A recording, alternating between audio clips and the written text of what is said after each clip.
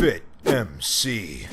What's going on, everybody? This is FitMC, and today it's time for us to talk about an exploit that has been wreaking havoc on not just 2B2T, but several different Minecraft servers.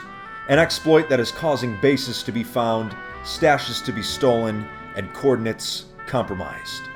Today, we will discuss what the exploit is, the destruction it has caused, who is responsible, and how it does and doesn't work. Before we discuss the details, though, I'm on my way to a special place. A place I haven't seen since I left. 2 years ago. I'm on my way to Spoiler Alert's castle, also known as Dark Souls Castle. This is the famous place where I fought and killed the camping Rusher during the Rusher War. Our duel has been seen by a combined total of 500,000 people, making it the most famous duel in 2B2T history. You have no idea how much pressure that was, knowing that the results of the fight were going to be seen by hundreds of thousands of people. I knew I couldn't lose.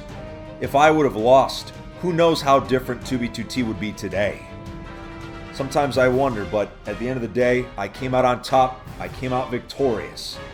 Barely, but still victorious, and that's what matters. But I was feeling a little bit nostalgic for this place, so I wanted to check up on it and see how it's been doing these days. I can't imagine too well since our little duel. Spoiler Alert was very proud of his castle, always has been, but I can't imagine time has been all too kind. I guess we'll have to see today, won't we?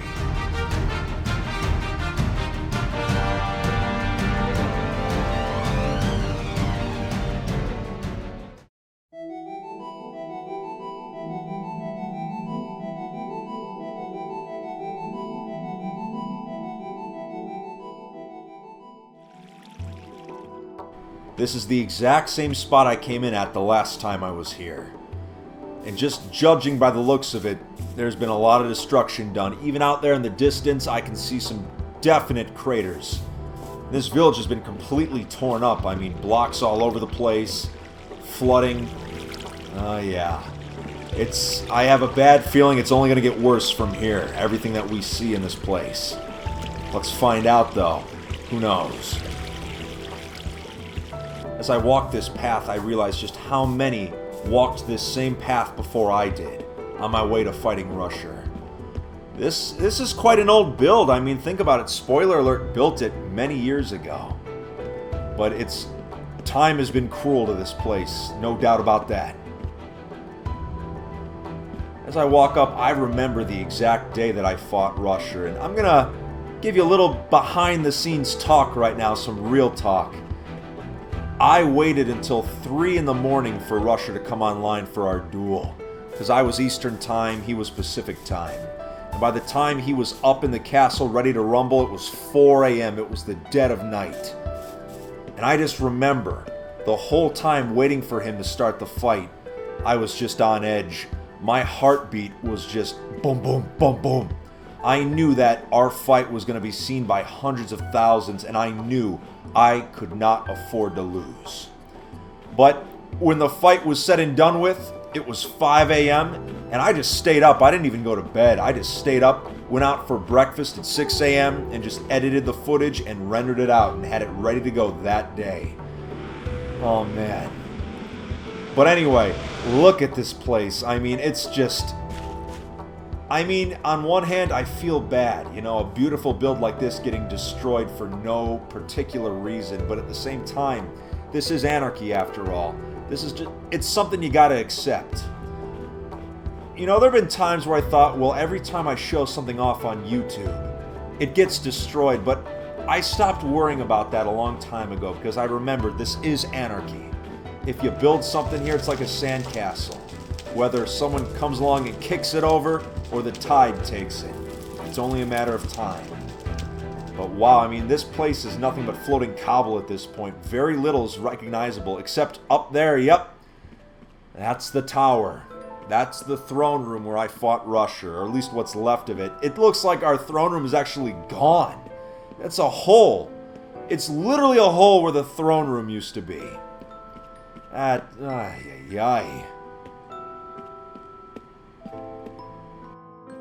Yeah, this place has seen better days, but I wonder what's in here.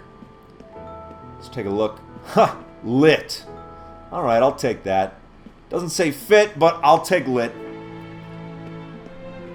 Man, it's almost haunting. Like, it was kind of like an abandoned build before, but now it's really eerie. I mean, just everything that went down here.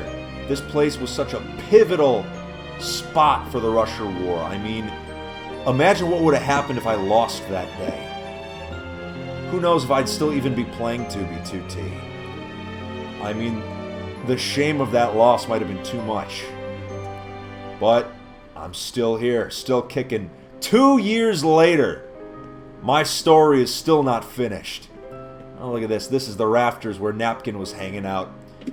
He debated killing me. He really wanted to, but he refrained from doing so. And I guess, you know, by doing that, he definitely gained a lot more respect from me.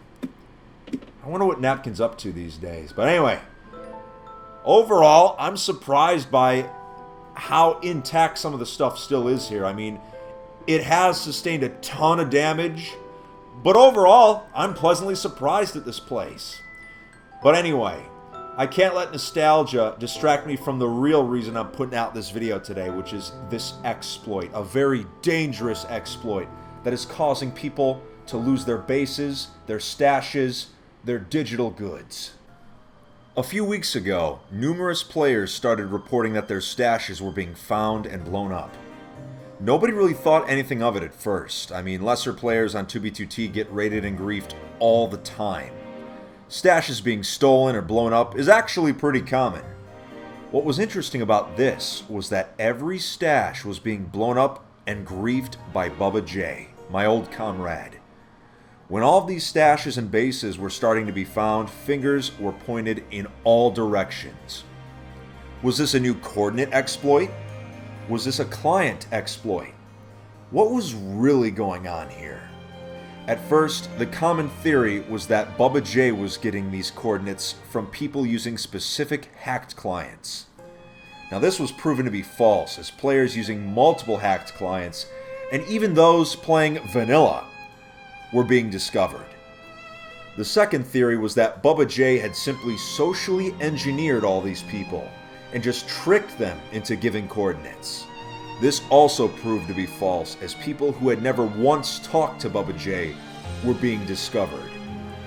To make things even more unusual, Bubba J began raiding stashes on Constantium.net, a completely separate Anarchy server to 2B2T. Now 2 Anarchy servers were trying to figure out what was going on here. What we know is that since 2B2T and Constantium have both been affected by this exploit, we need to look at the things that both of these servers have in common. Now, after speaking to multiple players and doing research on the topic, here are my findings. First of all, is this possibly an NCP exploit? Now, NCP stands for No Cheat Plus, which is the anti-cheat used by both Constantium and 2B2T. But under further investigation, I really don't think this is the case, because if there was an NCP exploit, more people would know about it, not just Bubba J. Is this possibly a paper spigot exploit?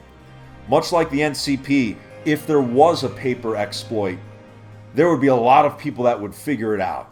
So I highly doubt this is something in paper spigot. Now finally, is this possibly chunk trace, also known as new chunks if you use future client?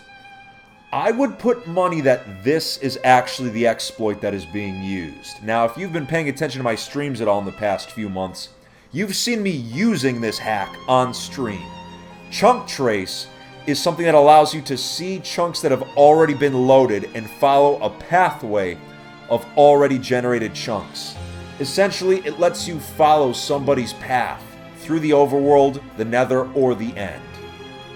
Now, something that's even more interesting on top of all this is that the accounts that are being used to grief are not online for long periods of time.